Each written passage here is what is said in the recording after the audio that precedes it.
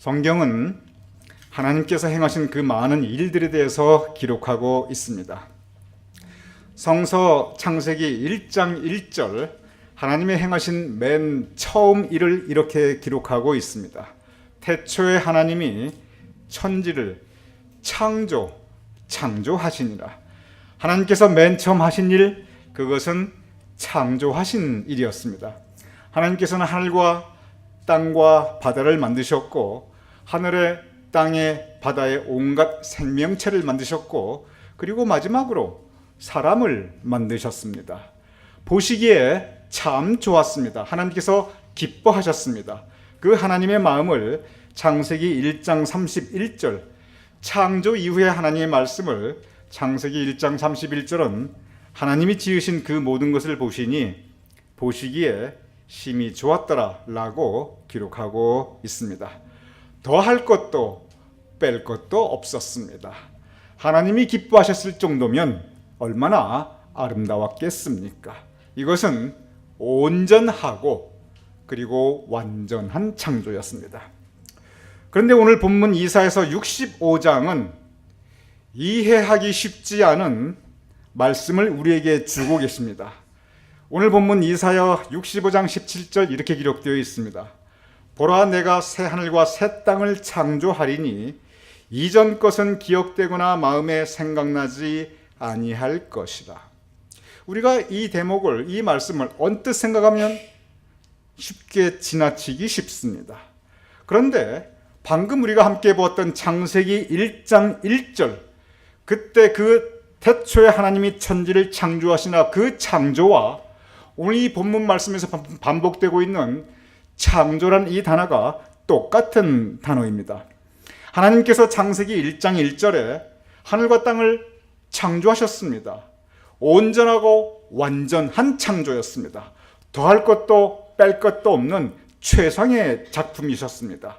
하나님께서 보시기에 기쁘시고 행복하셔서 보시기에 좋았더라 라고, 그것도 심히 좋았더라 라고 성서는 기록하고 있습니다. 그냥 그 창조 그대로 가면 됩니다. 그 하늘과 그 땅 바뀔 것도 없고 더할 것도 없고 뺄 것도 없습니다. 그런데 오늘 본문 이사야서 65장 17절에 보면 바로 그 하늘과 그 땅을 다시 창조하십니다. 다시 창조할 뿐만 아니라 오늘 이 본 말씀 이전 것이 무엇입니까?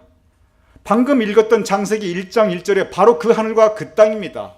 그 하늘과 그 땅, 예전에 있었던 그 하늘과 그 땅은 기억될 필요도 없고 마음에 생각할 필요도 없다. 이렇게 하나님께서 말씀하고 계십니다. 하나님께서 만드신 하늘과 땅인데 하나님께서 지워버리십니다. 기억할 필요도 없다고 말씀하십니다. 그리고 새하늘과 새 땅을 새롭게 창조하십니다. 성서는 상징적인 언어로 가득 차 있습니다. 오늘 이 본 말씀의 하늘과 땅, 오늘 이사야서 65장 17절의 이 하늘과 땅은 이것은 여러분과 저 우리 사람들이 살아가고 있는 삶의 자리, 삶의 현장을 의미하고 있습니다. 창세기 1장 1절에 하늘과 땅도 별달리 다르지 않습니다. 물론 하늘에 있는 땅, 그리고 이 땅에 있는 땅을 의미하고 있습니다. 그러나 구체적으로 그것은 우리가 살아가고 있는 이 공간, 삶의 자리, 삶의 현장을 의미하고 있습니다. 하나님께서 태초에 우리가 살아갈 수 있는 삶의 자리, 삶의 현장, 우주를 만들어 주셨습니다. 창조하신 그대로 있으면 더할 것도 없고 뺄 것도 없고 온전하고 그리고 완전합니다. 그냥 하나님께서 창조하신 그대로 있었으면 얼마나 좋았겠습니까? 그런데 창세기 1장과 2장, 창조 그 이후 곧바로 들어오는 것은 3장의 죄의 역사입니다. 그 창조의 자리에 하나님께서 만드신 우리의 삶의 자리에, 삶의 현장에 죄가 들어오게 됩니다. 죄로 인해 창조는 왜곡되게 됩니다. 죄로 인해 창조를 통해서 하나님께서 세우셨던 그 질서가 무너지게 됩니다. 창조를 통해서 하나님께서 세워주신 그 아름다운 관계가 사람과 하나님과의 아름다운 관계, 사람과 사람과의 아름다운 관계, 사람과 자연과의 아름다운 관계가 깨어지고 그리고 파괴하게 됩니다. 죄의 결과, 그것은 분열과 다툼과 싸움과 죽임과 그리고 그것들이 가져다주는 아픔과 고통이었습니다. 죄의 결과, 하나님 보시기에 심히 좋지 않으셨습니다. 죄로 가득한 삶의 자리, 죄로 가득한 하늘과 땅, 그곳은 하나님이 보시기에 더 좋은 것이 아니었고 하나님께서 기뻐하지 않으셨습니다. 그래서 하나님께서 부수십니다. 그리고 다시 창조하십니다. 하나님께서 새 하늘과 새 땅, 새로운 삶의 자리, 새로운 삶의 현장을 하나님께서 직접 만들어 주십니다.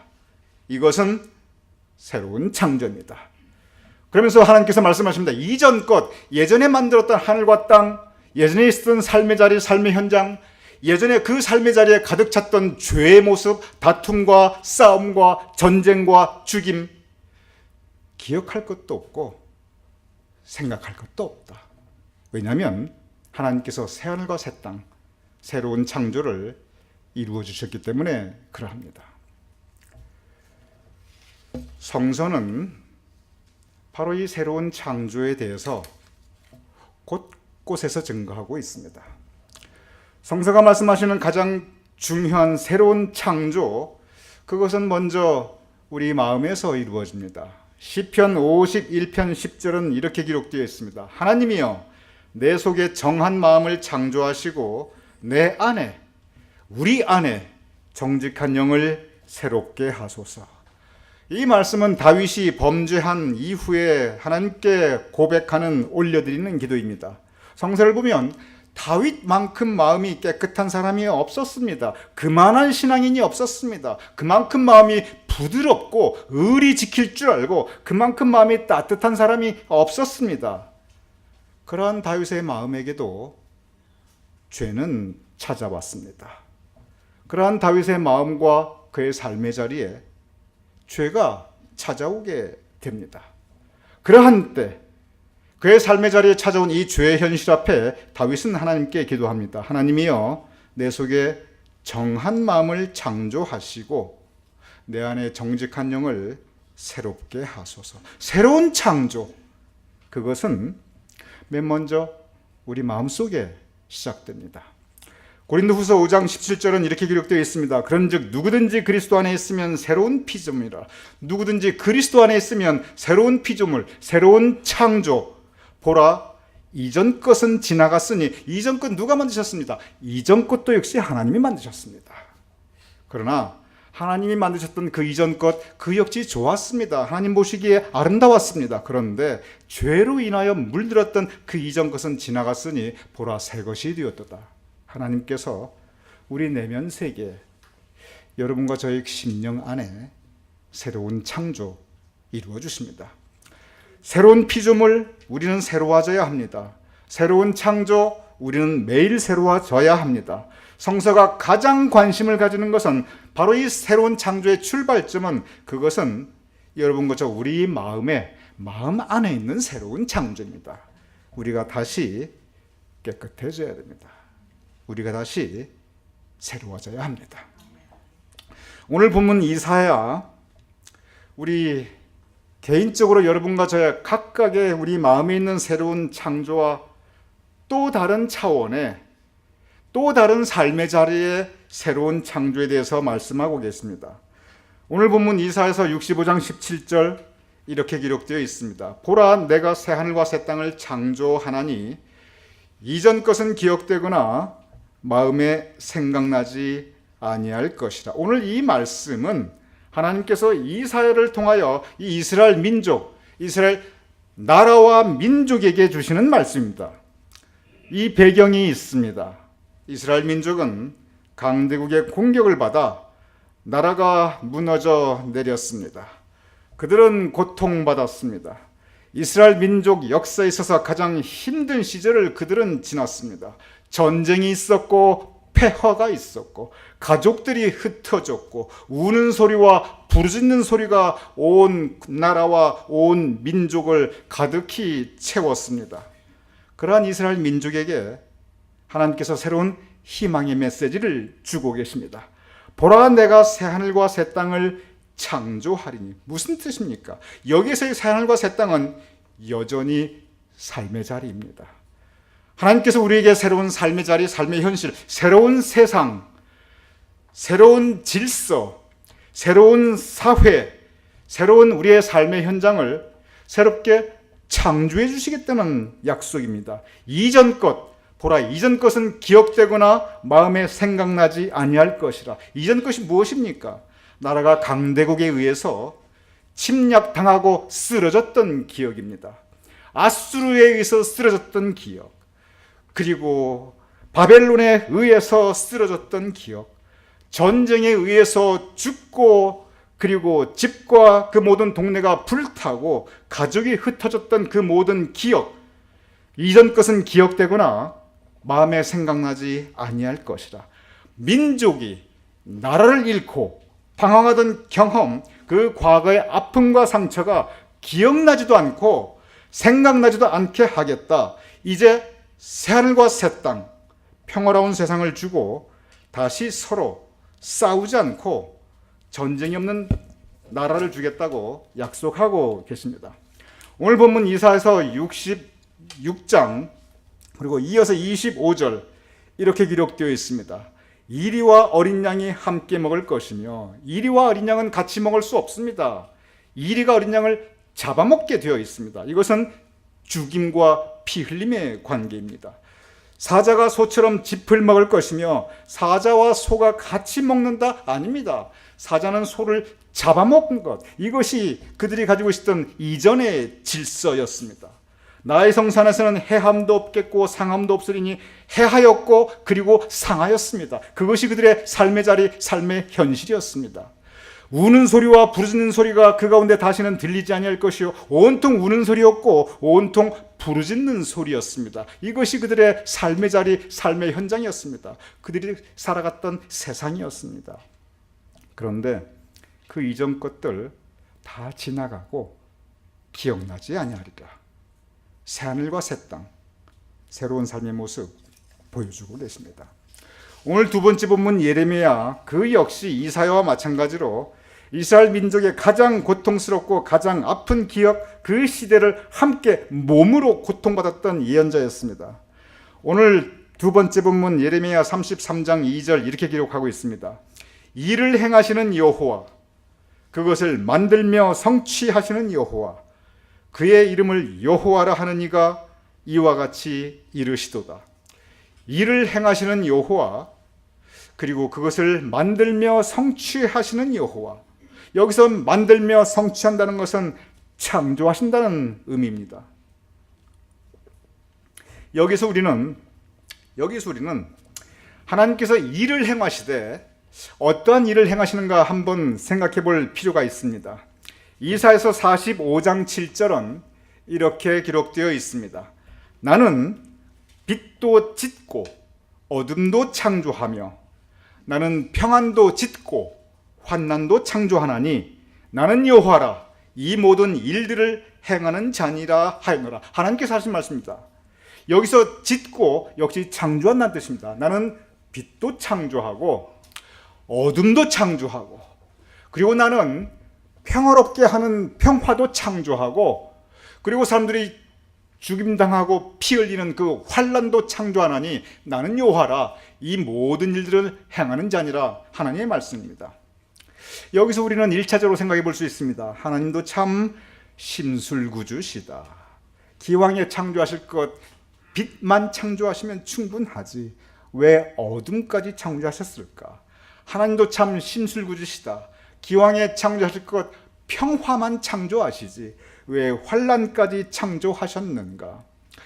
여기서 우리가 명심해야 될 것이 있습니다. 그렇습니다. 하나님과 하나님께서 빛과 그리고 어둠을 창조하셨습니다. 하나님께서 빛과 어둠을 창조하셨기에 우리 앞에 빛이 있고 그리고 어둠이 있습니다. 무엇을 택하는가? 그것은 우리의 선택입니다. 하나님께서 평안도 짓고, 즉 평화도 창조하셨고 하나님께서 환난도 창조하셨습니다. 그래서 평화도 우리 앞에 있고 그리고 환난의 가능성도 우리 앞에 있습니다. 무엇을 택하는가? 어느 길로 가는가? 그것은 우리의 선택입니다.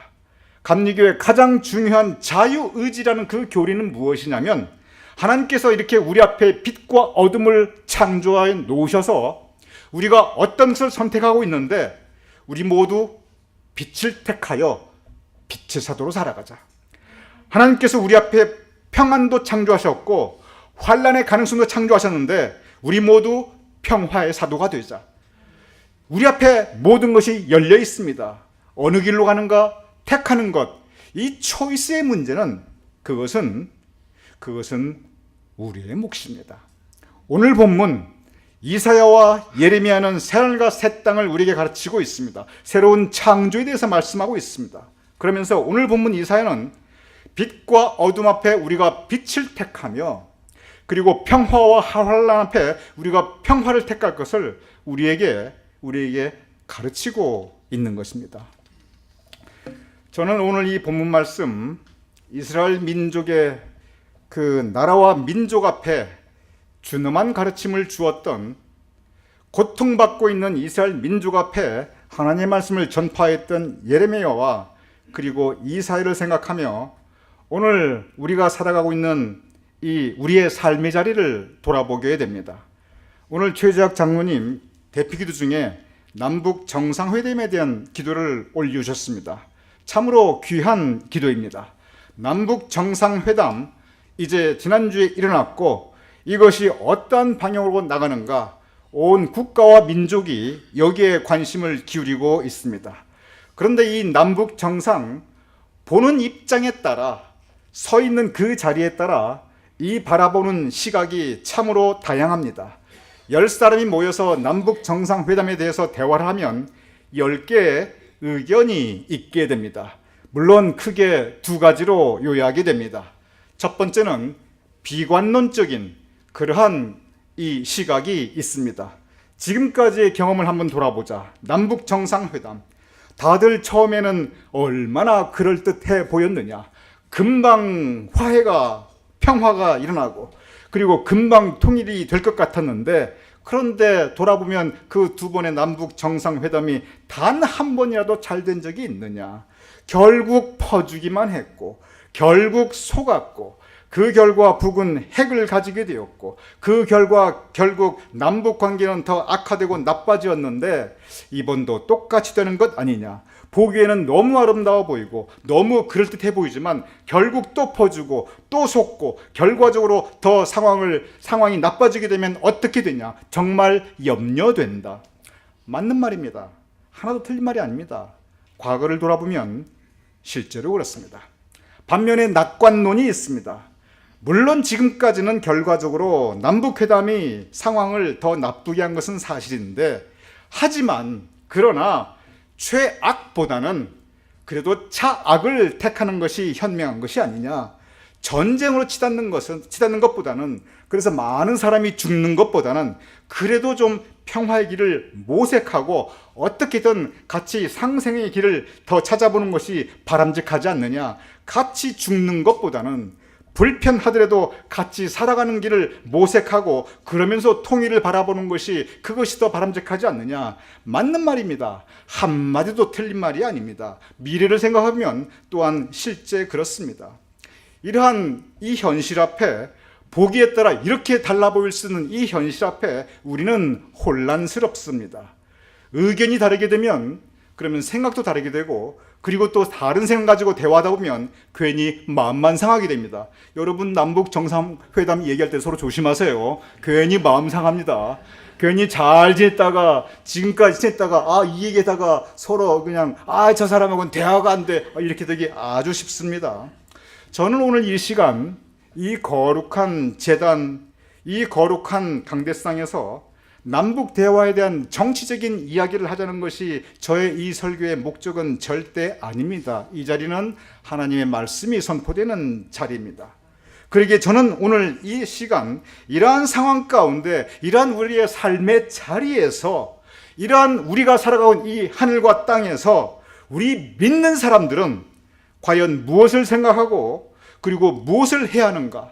성경을 바탕으로 바로 이러한 상황에서 우리는 무엇을 생각하고 무엇을 해야 하는가, 이 부분을 함께 묵상하고자 합니다. 특별히 오늘의 본문 이사야와 예레미야, 이 두 분이 살았던 그 삶의 시대, 삶의 자리는, 이 두 분이 살았던 그 하늘과 그 땅은 오늘 우리가 살았던, 우리가 살아왔던 한반도의 상황과 너무나 비슷합니다. 우는 소리가, 부르짖는 소리가 그 민족 가운데 충만히 있었고, 전쟁이 있었고, 나라가 무너졌고, 사람들이 죽고 흩어졌던 그 경험, 그 삶의 배경이 바로 오늘 본문 이사야와 그리고 예레미야의 그 삶의 배경이기 때문에 그러합니다. 오늘 이 남북 정상회담 바라보는 입장은 다양할 수 있습니다. 시각 또한 천양지차 다를 수 있습니다. 그러나 모름지기 믿는 사람이라고 한다면, 그러나 모름지기 하나님께서 살아계심을 믿는 우리 신앙인들이라면 적어도 성서를 통해서 우리는 세 가지 분명한 가르침을 우리는 받아야 합니다. 첫째로 우리는 기도해야 합니다. 오늘 본문 예레미야 33장 3절 이렇게 기록되어 있습니다. 바로 그 삶의 현장에서, 바로 그 하늘과 땅에서, 바로 그 삶의 자리에서 전쟁의 참혹한 기억이 아직 채 가시기도 전에 예레미야는 미래를 바라보면서 제일 먼저 이렇게 선포합니다. 너는 내게 부르짖으리라. 내가 너에게 응답하겠고 내가 알지 못하는 크고 은밀한 일을 너에게 보이리라. 너는 내게 부르짖으리라. 내가 응답하리라. 그렇습니다. 이 상황 가운데 우리가 남북 정상회담을 바라보며 한민족의 미래를 바라보며 우리의 과거를 돌아보며 우리는 기도해야 합니다. 너는 내게 부르짖으리라. 기도하라. 하나님께서 약속하십니다. 내가 너에게 응답하겠다. 그러면 우리는 무엇을 위해 기도해야 합니까? 우리는 하나님의 뜻이 이루어질 것을 위해 기도해야 합니다. 내 뜻이 이루어지는 것이 아닙니다. 내가 비관론 쪽에 서 있던 낙관론 쪽에 서 있던 내 생각이 이루어질 것을 위해 기도하는 것이 아닙니다. 문재인 대통령의 뜻이 이루어질 것을 위해 기도하는 것 아닙니다. 김정은의 뜻이 이루어지기 위해 기도하는 것 더더욱이 안 됩니다. 우리가 기도하는 것 사람의 뜻이 아닌 하나님의 뜻이 이루어질 것을 위해, 선하신 하나님께서 우리에게, 우리 한민족의 앞에 가지고 계신 뜻은 언제나 선합니다. 선하신 하나님의 뜻이 우리에게 이루어질 것을 우리는 기도해야 합니다. 하나님께서 약속하셨습니다. 너가 알지 못하는 크고 은밀한 일을 너에게 보이리라. 그것이 무엇인지 우리는 모릅니다. 우리 어제 출애굽기를 맨 처음 시작하면서 하나님의 뜻이 사람의 생각과 너무 달리 전혀 생각하지 못한 때, 전혀 생각하지 못했던 방법으로, 전혀 생각하지 못했던 장소에서 이루어진 것을 우리 어저께 토요일에 함께 공부했습니다. 그렇습니다. 하나님의 뜻은 사람의 뜻과 다르기 때문에 하나님의 뜻은 우리가 전혀 생각하지 못했던 때, 전혀 생각하지 못했던 방법으로, 전혀 생각하지 못했던 장소에서 얼마든지 일어날 수 있습니다. 중요한 것은 하나님의 뜻이 이루어지는 것입니다. 우리는 이렇게 생각해 볼 수 있습니다. 세상이 이렇게 긴박하게 돌아가는데 아이고 기도 너무 무기력하지 않는가? 우리도 뭔가 행동해야 되지 않는가? 거리로 뛰쳐나가자. 아닙니다. 야고보서 5장 16절은 이렇게 기록되어 있습니다. 의인의 기도는 역사하는 힘이 큽니다. 우리 다 같이 한번 읽어보겠습니다. 시작. 의인의 기도는 역사하는 힘이 큼이니라. 여기서 역사는 하나님께서 일하신다는 뜻입니다. 우리가 기도하면 우리의 기도의 응답으로 하나님께서 역사, 일해 주신다는 것입니다. 하나님께서 한민족의 미래의 역사 일해 주시고, 남북 정상회담에서 일해 주시고, 그리고 미국과 북한이 서로 대화할 때 일해 주셔서 하나님의 은밀한 일, 하나님의 뜻이 이루어질 것을 우리는 기도해야 합니다. 의인의 기도는 역사하는 힘이 클민이라. 그렇습니다. 우리의 기도, 우리가 생각하는 것보다 훨씬 더 그 힘과 능력이 큰 것입니다.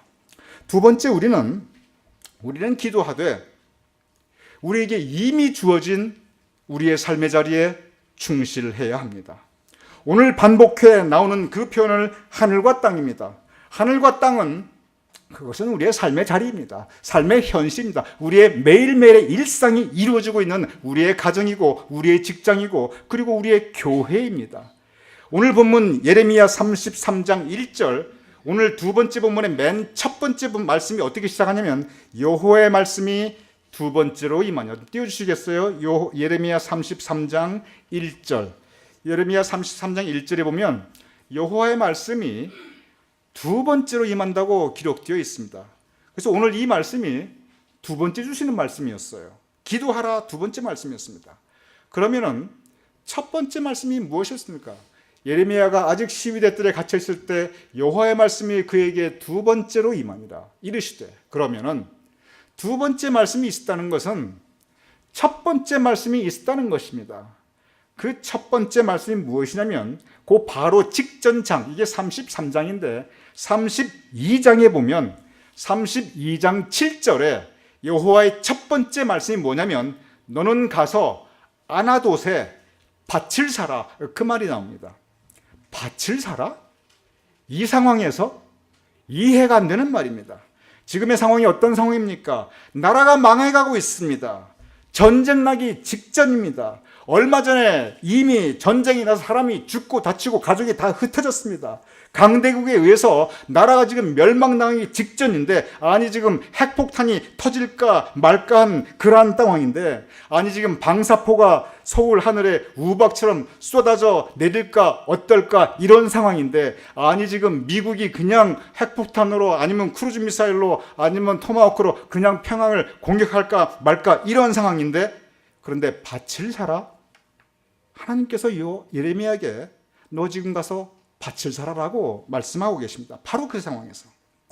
여기에서 이 밭을 사라는 말씀은 지금 세상이 이렇게 어지러울 때 너 땅값 나중에 확 오를 테니까 가서 땅 사서 땅 투기하라, 그 뜻이 아닙니다. 이 말씀 뭐냐면 평화는 내가 지켜줄 터이니 너는 지금 너 삶의 자리에 충실하라는 의미입니다. 이렇게 혼란스러울 때 오히려 너의 삶의 자리에 너의 매일의 일상에 충실하라, 바로 그 말씀을 예레미야를 통해서 하나님께서 우리에게 주고 계신 것입니다. 그렇습니다. 세상이 혼란스럽게 느껴지지만 그러나 우리는 이미 하나님께서 우리에게 허락하신 우리의 삶의 자리, 그 삶의 현장에 우리는 충실해야 합니다. 제가 언젠가 말씀드렸습니다. 도산 안창호 선생님이 캘리포니아에 계실 때 오렌지 농장에서 일하던 교민들에게 눈물을 흘리며 했던 말이 있습니다. 여러분, 오렌지를 잘 따는 것이 애국하는 일입니다.